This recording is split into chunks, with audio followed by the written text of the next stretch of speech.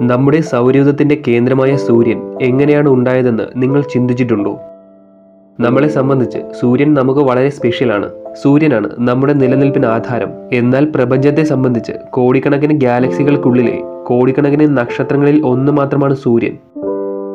പതിനായിരക്കണക്കിന് പ്രകാശവർഷത്തോളം വ്യാപിച്ചു കിടക്കുന്ന പൊടിപടലങ്ങളും വാതകങ്ങളും നിറഞ്ഞു നിൽക്കുന്ന നെബുലകളിൽ നിന്നാണ് നക്ഷത്രങ്ങൾ രൂപം കൊള്ളുന്നത്. നെബുലകളിൽ കണ്ടുവരുന്ന വാതകങ്ങളിൽ ഏറ്റവും കൂടുതൽ ഹൈഡ്രജനും ഹീലിയവുമാണ്. ഗ്രാവിറ്റി കാരണം ഈ നെബുലകൾ കൊളാപ്സ് ചെയ്യുന്നു. തൽഫലമായി ഇവ ഗോളാകൃതി കൈവരിക്കുകയും ജ്വലിക്കുകയും ചെയ്യുന്നു.